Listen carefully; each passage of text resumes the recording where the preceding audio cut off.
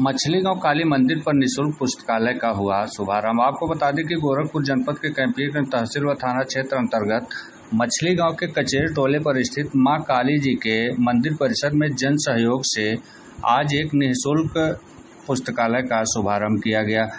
व्यवस्थापक मंडल के संचालक सदस्य इंजीनियर धीरज कुमार, अधिवक्ता दीवानी गोरखपुर अमित कुमार पांडे व दुर्गेश्वर कुमार सोलंकी के अथक प्रयास व जन सहयोग से आज इस निःशुल्क पुस्तकालय का क्षेत्र के तमाम गणमान्य जनों की उपस्थिति में विधि विधान से शुभारंभ किया गया, जहां उपनिषद, वेदांत, दर्शन, श्रीमद् भगवद गीता, विवेकानंद जी की ज्ञान का मार्ग, कौन हूँ मैं सहित ओशो, जे कृष्णमूर्ति, आचार्य प्रशांत, स्वामी विवेकानंद, एलन पीज तथा डॉक्टर भीमराव अंबेडकर की प्रसिद्ध पुस्तकों के साथ साथ तमाम अन्य ज्ञानवर्धक, धार्मिक, आध्यात्मिक और सामाजिकता से जुड़ी कई अन्य पुस्तकें उपलब्ध हैं। संचालक समिति के सदस्यों ने इस पुस्तकालय के उद्देश्य और यहाँ पर उपलब्ध पुस्तकों के संदर्भ में आगे बहुत कुछ जानकारी दी है, जिसे आप आगे की वीडियो में देख सकेंगे। इस दौरान अवकाश प्राप्त अध्यापक नंदलाल गुप्ता, रामप्रीत गुप्ता, बच्चू सिंह तथा मछली गांव के ग्राम प्रधान प्रतिनिधि आद्या पासवान, बरगधी ग्राम प्रधान रामप्रीत पासवान, बिशुरपुरवा ग्राम प्रधान अखिलेश यादव तथा वरिष्ठ भाजपा नेता केबी सिंह, कमलेश कुमार वर्मा व महेंद्र सिंह, जुगुल किशोर, राजन पांडे, नंदकिशोर, पत्रकार ओपी कचेर, बैजनाथ मौर्य, विनोद शर्मा, दिनेश जायसवाल, मनोज मौर्य, ब्रजेश कचेर एवं युवा समाजसेवी प्रदीप कुमार नायक सहित सैकड़ों अन्य गणमान्य लोग उपस्थित रहे।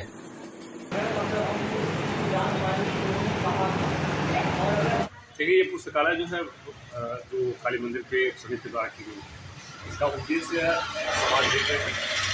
समाज को जागरूक करना इसका प्रमुख उद्देश्य है। शिक्षाओं के माध्यम से जो कि जैसे जो इस विद्यालय में शिक्षा मिलती है, उसके अतिरिक्त जो सामाजिक शिक्षा की आवश्यकता होती है, धार्मिक शिक्षा की आवश्यकता होती है, आध्यात्मिक शिक्षा की आवश्यकता होती है, या फिर यूँ कहिए कि आप सामान्य जीवन में किस तरह की शिक्षाओं की आवश्यकता है, इसमें बड़े बड़े लेखकों को हमने सम्मिलित किया है अपने इस पुस्तकालय में। पुस्तकालय का उद्देश्य है कि लोग आए, फ्री में यहाँ शिक्षा ग्रहण करें, गैर कोर्स वाले। जैसे कि आप देखेंगे, आपको यहाँ गीता मिल जाएगा, रामायण मिल जाएगा, जयपुर कृष्णमूर्ति का बहुत सारे किताबें आपको मिलेंगी, सदगुरु की किताबें मिलेंगी, आचार्य प्रशांत की किताबें मिलेंगी और स्वामी विवेकानंद की किताबें मिलेंगी। आपको घरेलू चिकित्सा लेकर के होम्योपैथिक चिकित्सा की किताबें हैं, बॉडी लैंग्वेज है, अपने सपनों को कैसे पाएँ, अपने भविष्य को कैसे सुंदर बनाएँ, ये तमाम सारे विषय बालकों से लेकर के बुजुर्गों तक के लिए सारी एक तरह से अच्छी पाठ्य सामग्री है। और ये पाठ्य सामग्री ही नहीं कहूँगा, मैं ये कहूँगा कि ये लोगों की हितकर है।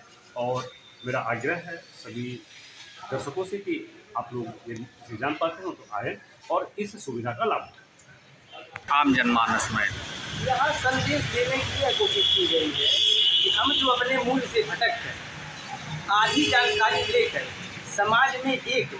समाज के एक बड़े वर्ग को भ्रम, धार्मिक भ्रम, सामाजिक भ्रम या अन्य भ्रम में समेटे हुए हैं, इसको समाप्त करके मूल चीज़ों को जाने, जहाँ सही विमर्श हो समाज में और लोग सही दिशा में आगे बढ़े।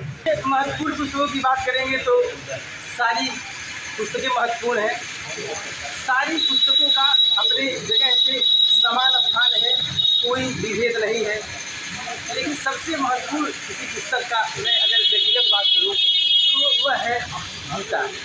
गीता एक ऐसी पुस्तक है जिसका अध्ययन कर लेने से हमें सारी चीज़ों की एक सतही जानकारी हो जाती है, जहाँ हमारा मानसिक भ्रम पूरी तरीके से दूर हो जाता है और हम सही दिशा में आगे बढ़ते हैं। कृपया इसमें जो है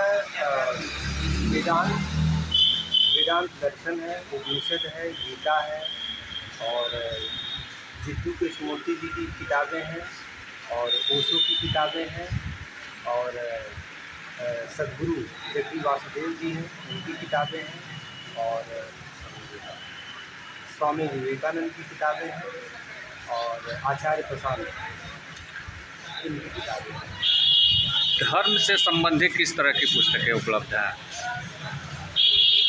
धर्म से संबंधित सभी किताबें धर्म को ही समझाने के लिए यहाँ पे रखी गई हैं कि धर्म क्या है।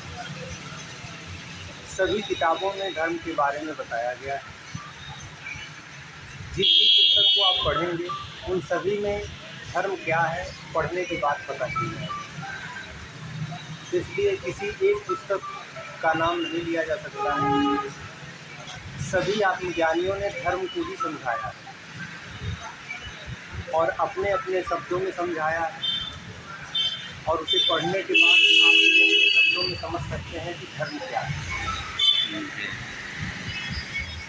हमारे चैनल के माध्यम से दर्शकों को क्या कहना चाहेंगे आप? मैं यही कहना चाहूँगा कि पुस्तकें पढ़ें और आत्मज्ञानियों की जो पुस्तकें हैं उसे पढ़ना चाहिए। उन्होंने जीवन में जो खोज किया है उसे शब्दों के माध्यम से लोगों तक पहुंचाया है। वो जिस तरफ इशारा कर रहे हैं उस इशारे को समझने का प्रयास करें। जैसे कृष्ण ने जो बात कही है अर्जुन से और जिस तरफ इशारा किया है उस इशारे को समझना ज़्यादा ज़रूरी है।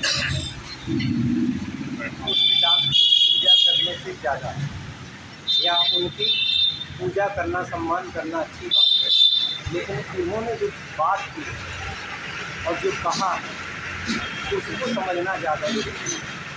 तो हम आत्मज्ञानियों की पूजा में लग जाते हैं जबकि उनके द्वारा कही गई शिक्षाओं पे ध्यान नहीं देते, उनकी पूजा करना शुरू कर देते हैं। तो ज़्यादा ज़रूरी है कि हमें उन्होंने जो शिक्षा देने का प्रयास किया है उसको समझने का प्रयास करें और पुस्तक पढ़ें और जानकारी प्राप्त करें।